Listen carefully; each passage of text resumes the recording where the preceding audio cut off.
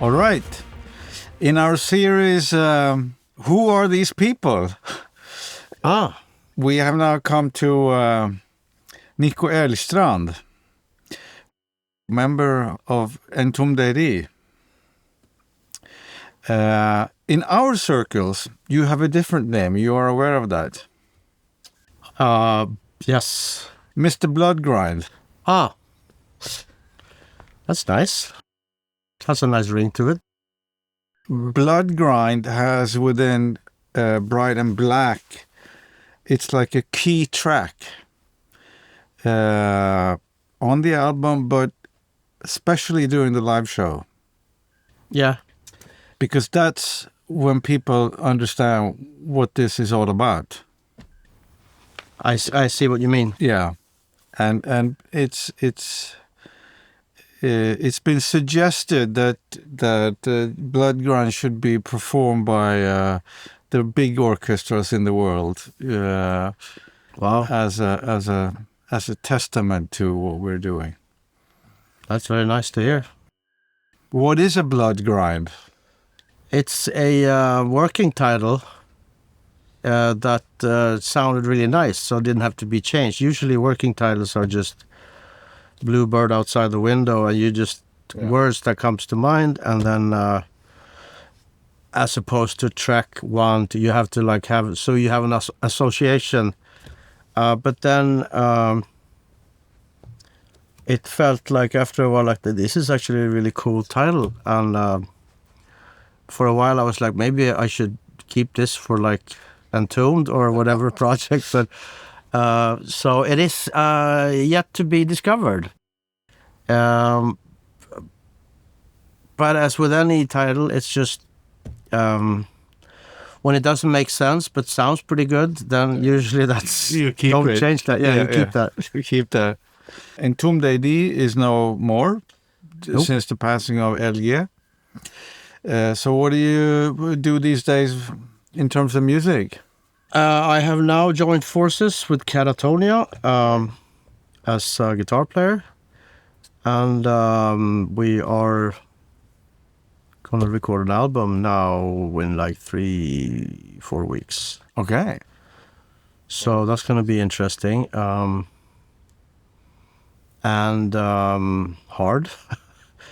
Recording albums is always hard. It's hard, yeah, but this is also it's not really. I am been playing straight up death metal for many years, and this has more of a much more odd meter and not so much. It's not so full on.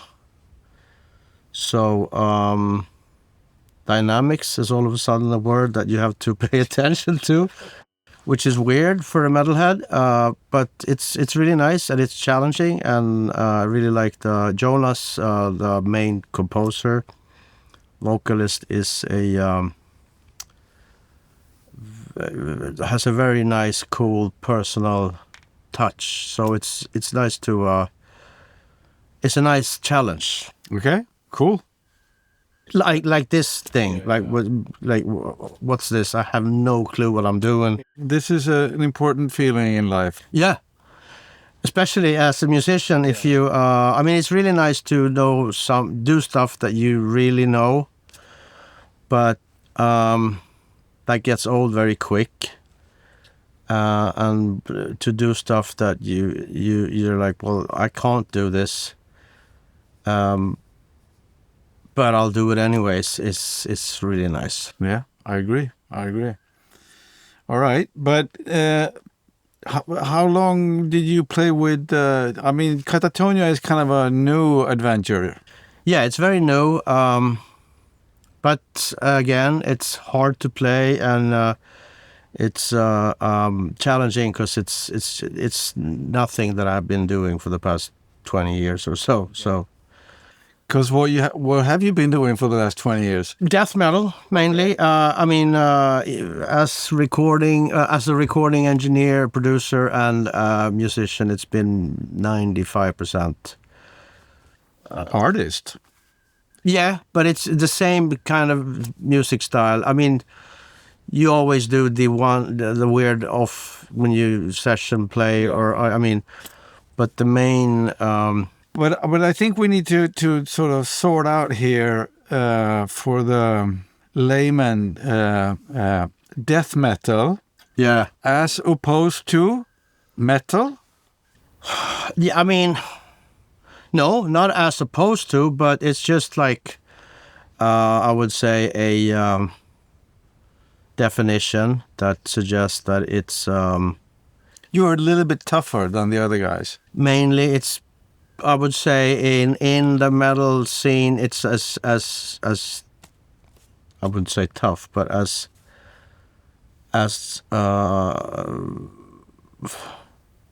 aggressive as possible, as gets.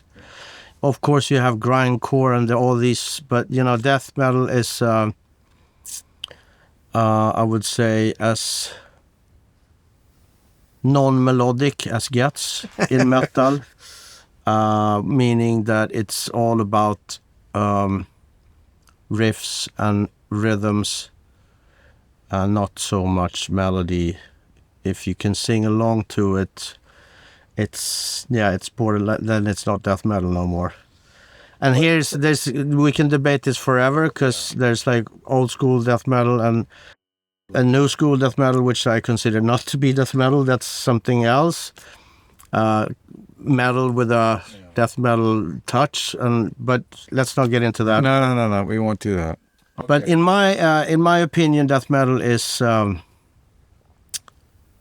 riffs and rhythms, and no sing-along vocals. It's just how would gorillas do this? Yeah. And dynamics is not dynamic off and on. Those are the dynamics that we. But I mean, off-on dynamics is I like. It's the dynamic. Yeah, I mean, in metal, I would say generally there's not so much dynamic. It's off and on, but even more so with death. It's just like. How come you became a musician? I heard. I think it was Yngwie Malmsteen. No, actually, it was a girl at the after school, whatever thing that you go to. She taught me Iron Man, or she played Iron Man, the riff Black Sabbath on one string, and I was like, hold on, how'd you do that? And then she showed me, and I was like, it felt like, it just an electrifying feeling to be able to play something that you really like to listen to. And then I think a friend of mine, he learned how to play the guitar solo start from Metal Heart with Accept, which is Beethoven's Release, and then I was just hooked. And how old were you at that time? 12, 13, something like that. Okay, and before that, were you doing music? No. I started playing guitar, for the first time when I was 7 years old, but then I had to play Tom Dooley and songs like that. So I managed to stick with it for like 3 weeks, and then I told my parents that I want to do karate instead. So I did, and then this incident with the Iron Man came, and then since then I was 8 hours a day, just completely hooked. So I didn't want to. I think like most people that get into music, you just get hooked, and then you have to do it. And to this day, metal was something that was, of course, in your world before. Yeah, no, I was heavily into Iron Maiden, and so teenager with all the questions that comes with that. And so metal was really actually I was into Beatles and Elvis, so my music interest started with that, and then I heard the Number of the Prisoner off the album Number of the Beast, and then it was just metal, all metal. Okay, so from a quite early age, all metal and not so much else. No, I mean, I always liked all kinds of music, but for, say, from 12, 13 up to 20 something, it was just only metal. Okay. And we're talking 80s. Yeah. The worst kind. Well, actually, it's so cheesy. I mean, today it's like, it's pretty good, but but also you look back. I look at my old vinyl albums and I'm like, holy crap! How the amount of cheesy albums is just astonishing. So it was a weird time, but it was a lot of fun. I think anyone would say that was around during that period, that it was the showmanship and the whole bravadery or whatever you want to call it is very charming, I would say, to this day. Even though cheesy, but it's yeah, but it had had something. Yeah. So so Kiss was never never. I'm one of the 3 people in the world that never got into Kiss. I liked the cover on Kiss Alive with the 2 guys in the audience. Yeah.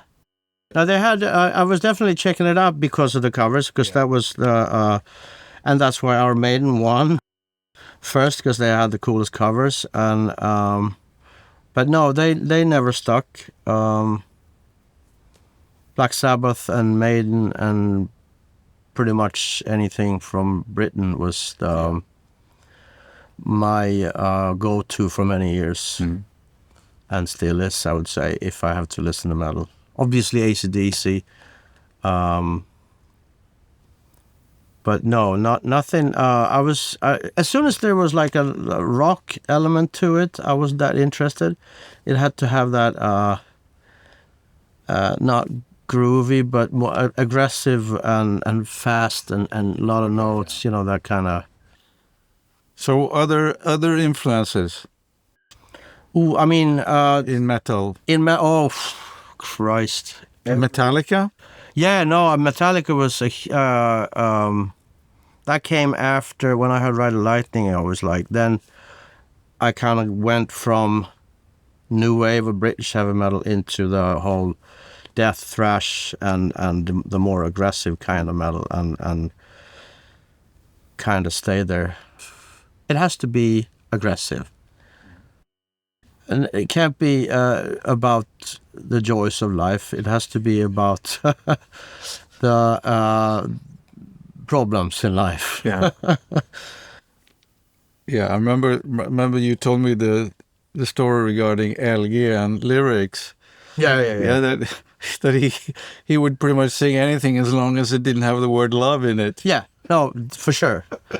No, we used to have like the backsides of wine bottles where they like how it described where the wine was made. We used that as like when we're trying out song ideas, and then just sing off that. So which was, bless him, it was he could sing. You could give him a recipe for avocado salad. Incredible voice. Yeah. But so you quickly were like in the zone of this type of music. Yeah. Very much.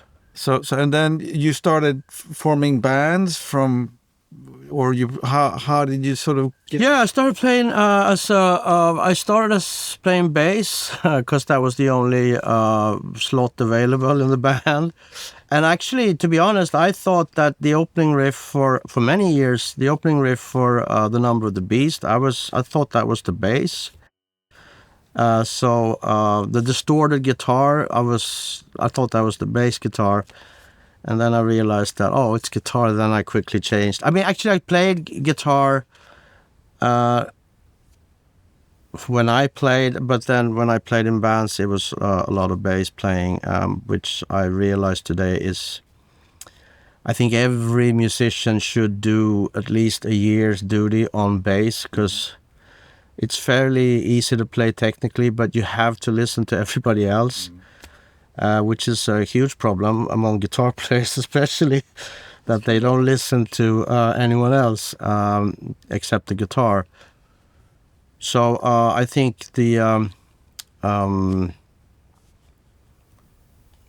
how to incorporate all the elements of the band is easier when you play the bass. So you get a better feel for what everybody should do, and not just get into your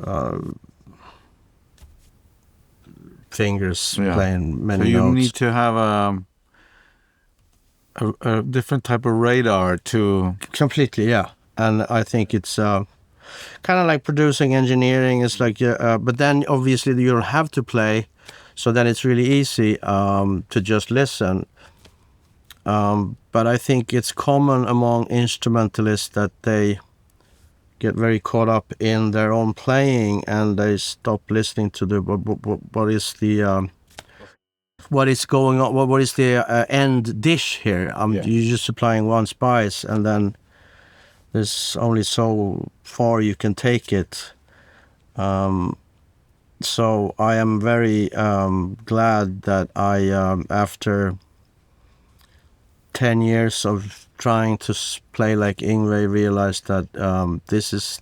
I mean, I love shredding, and I don't knock it in any way, but I realized that, one, it's a lot of work, and that's not what gives me goosebumps.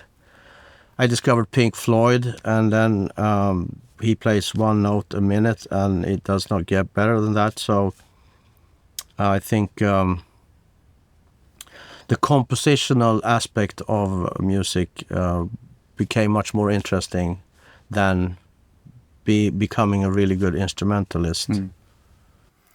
But so you were in like what, death metal bands, thrash metal bands, punk bands, or punk bands,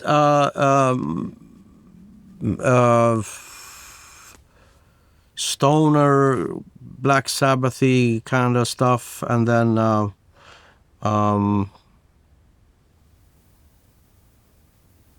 it was I kind of slipped into it. I liked listening to, but I listened more to regular metal, and then when Metallica was as aggressive as it could get in my ears back then, and the first time I heard Slayer, I was like, what's going on? This is too much. So I had to like learn how to appreciate that. But then once that got into the system, I think from then on it was just all aggressive music, death metal mainly. And is there like music in your family, or you're the only one? I'm the only one. Nobody else plays music. My mom, my old man, he had a lot of albums, vinyls, like so I've discovered Sabbath, Pink Floyd, and the old guys through his record collection, but nobody played, and there wasn't like any... Everybody just listened to music, but nobody was like... So at one point you must have realized that I'm pretty good at this. I have a talent here, or you're still trying I'm still waiting to be discovered. Like, you don't belong here. No, I'm still doing the fake it until you make it, and I think I think that's a good thing, that you don't... If you realize your own talent and your own greatness, then or if you start thinking that, then you will stop aspiring. So I have never But I mean, there must be... I know, it was just, I have to do this. I want to do this, but it wasn't like, I can do this. No, so, but I have to do this. I have to.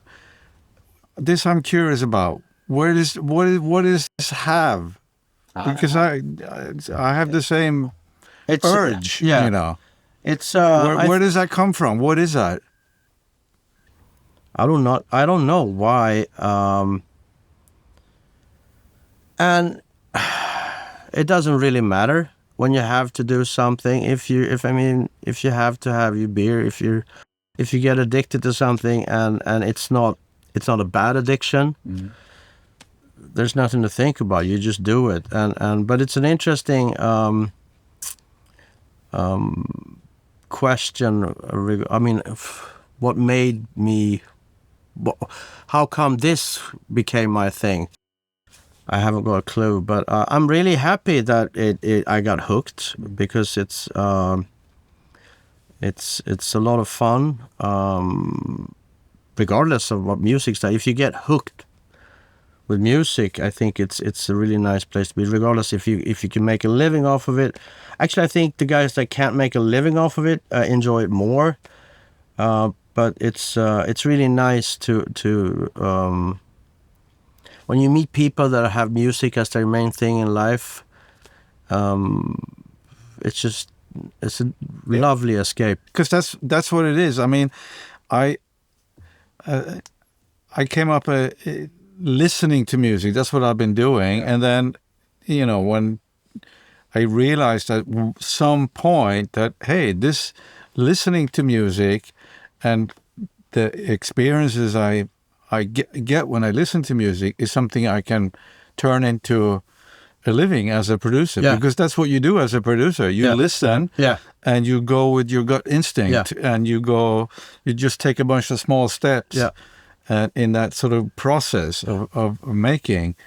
But as a kid, listening to music provided me with, or I think anyone who's with a sort of palette, a blank canvas where you could just throw your unspoken emotions to. Yeah, exactly, and it doesn't require a whole lot of technical skill compared to, like, say, real musicians. Yeah, that has to learn how to read notes and play.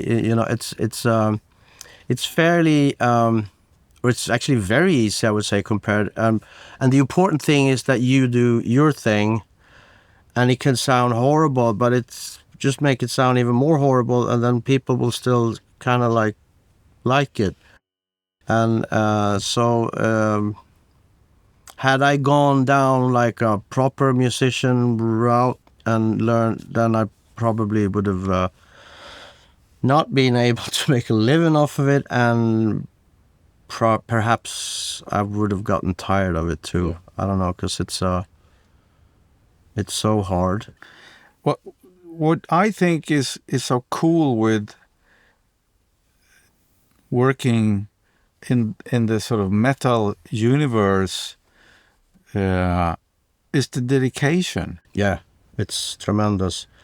But the people doing it, and the people listening to it. Yeah, it's fascinating. So dedicated, so passionate about it. It's music that reaches deep inside. Very much.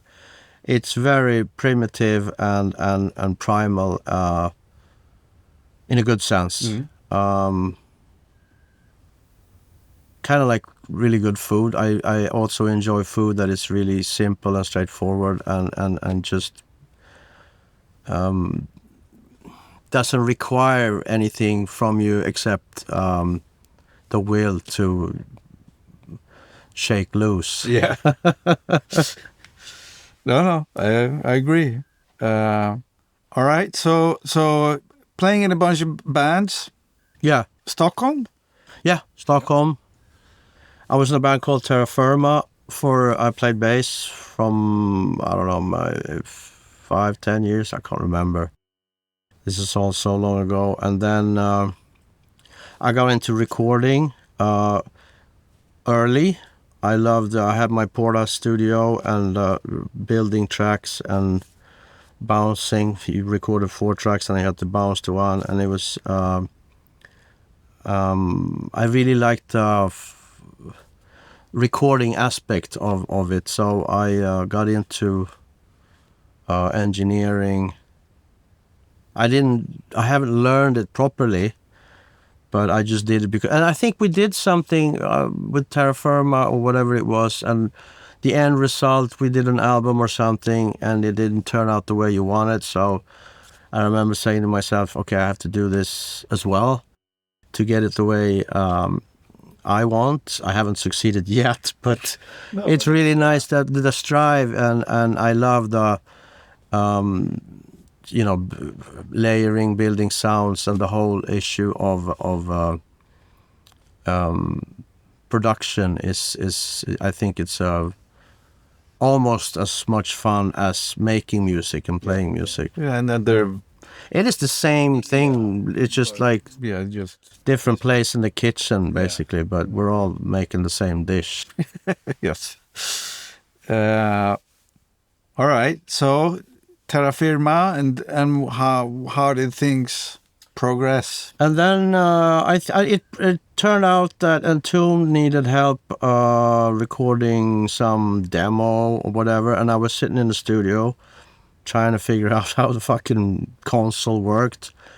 And Uffe, Ulf Cederlund, the guitar player of Entombed, he just asked me, it's like, do you want to record a demo, I think? And we did, and they liked it. And then it turned out that I got to record a Uprising album, and then the Morningstar album, and then I got the question if I wanted to play bass, the band, and I think that's when death metal really became the main thing in my life. The main nutrition. The main nutrition, literally. I mean, as far as making a living off of it and listening to.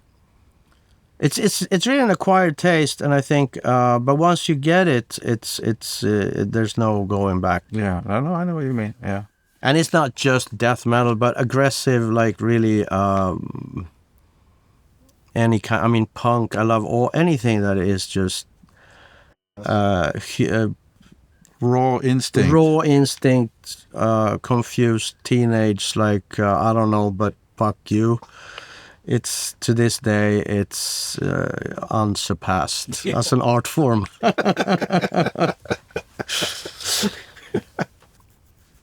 Yeah, no, I'm glad that I didn't evolve into growing up musically, because you're very competitive when you're young, and that's good because you practice a lot and you want to become the fastest, the whatever it is that you're doing. And I remember every time I heard some guy that could just wail. But speed was the thing. Speed was very, very important. Yngwie is. So you were a disciplined musician. Fairly, yeah. I mean, yeah, I practiced a lot. It's I would say disciplined, but I was just passionate, so I just had to do it. I have to fucking learn that riff and then that solo and on and on. So yeah. Discipline is I suppose if you sit and do it, I guess. I suppose that's it. But it wasn't like I had routines or. Yeah, some guys have. I mean, in the orchestral world, it's very much so. Or if you singers as well, I think, even in the pop world. Yeah, but that's because you have there's like a muscle that has to be. But I mean, in your hand. Yeah, but I would say that also when you produce the sound directly from you, it's much more personal, and also anyone can hear. If you have a semi-sloppy guitar player, most people won't hear that. Oh, it sounded pretty good. But if the vocalist is just slightly out of tune, so the pressure is humongous, and also they have to. My stance, from a producer point of view, the hardest job in a band is for the drummer and the singer. Yeah. Oh yeah. And I would say the guitar players have the easiest job. Yeah. Or the bass player. But I mean, if they don't get it to roll. No, it's true. I mean, okay, fair enough. It's if you have a great drummer and a vocalist, and the bassist there, the guitar player could be not so happening, and it'd still be all right. But a shitty bass, depending on the style, and stuff. Obviously. But bass and drums, if that doesn't fit, we're in trouble. Yeah. All right. Speaking of orchestral stuff here, have you had any connection experiences of orchestral music in your youth, I would say? Or was it just old people's No. I mean, I remember I heard the Carmina Burana intro from Ozzy Osbourne released a live album that I don't remember the name of, but that it had Carl Orff, Carmina Burana, and I went with the album into Sterling. Was it Sterling's? There was a record store in the city of Stockholm that did only classical records. Yes, it's not Sterling. No, but it's almost something. ST something. ST something. Yeah. And I remember I went in there with that album, the live album, and he put it on. It's like, tell me, what is this piece of music in the beginning here? Okay. And he was like, oh, okay, cool. I mean, and then immediately he had like 5 different conductors and orchestras, and I was like, I have the best one.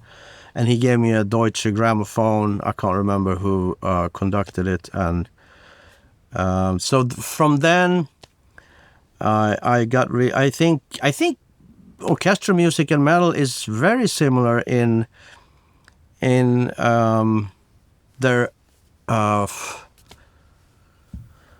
what they're trying to achieve. You know, the massiveness of an orchestra and the riffs of orchestras are very similar to metal. I think metal has taken a lot of from you know, Beethoven and all those cats is